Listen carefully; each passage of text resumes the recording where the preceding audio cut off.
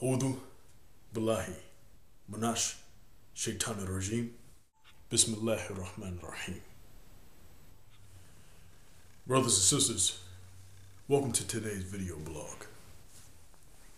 Brothers and sisters, there's some people in the audience. As we know, we have a mixed audience. We have Christians, we have Jews, and we of course have Muslims. On this interesting winter day, I'd like to take a moment to talk about a concept that was passed on to me from my mother. See, my mother's a convert to Islam.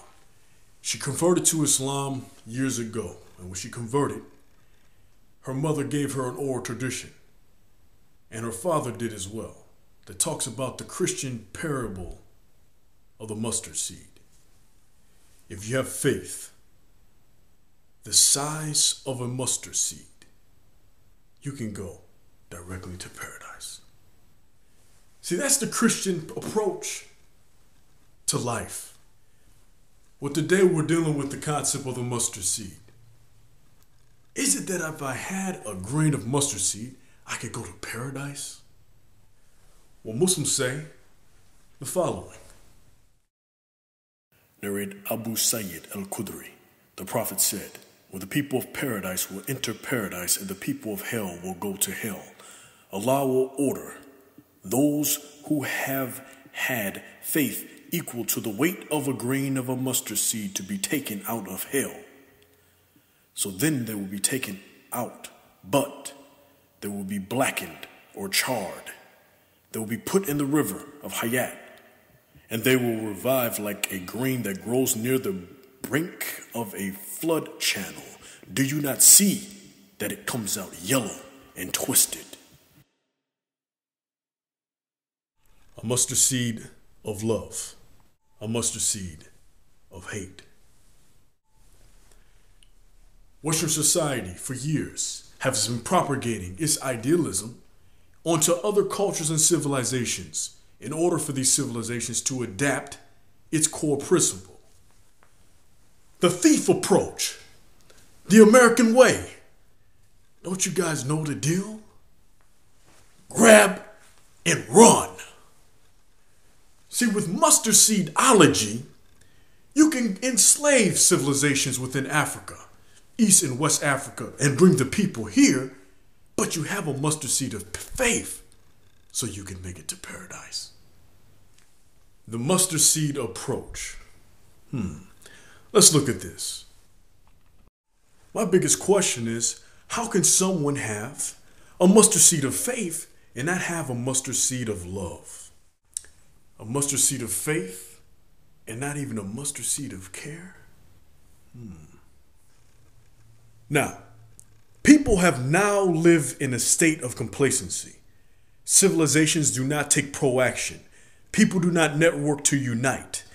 Don't come together for anything. Civil rights or women's rights or children's rights. Most people are oblivious to the changing, corrupting society that we live in today. Your neighbor won't give you a mustard seed of funk to get you to get down to his tune of liberation, because he don't have a mustard seed of love for his family. The nuclear family idea of we as humans are separated from our own brothers and sisters.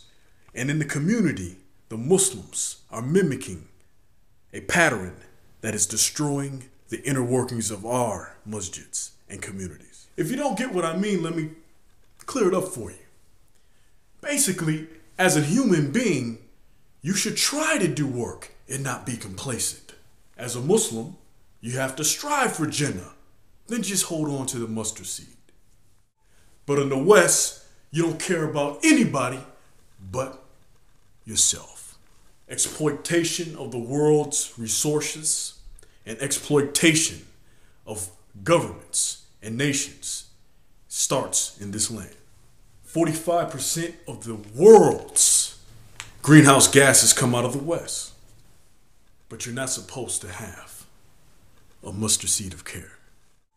This is why over 5.7 million children in this country are orphans. And today, amongst my people, over 52% of my people come from one-parent homes, Afro-American. 8% come from one-parent homes with only the father. And 38% have no parents whatsoever.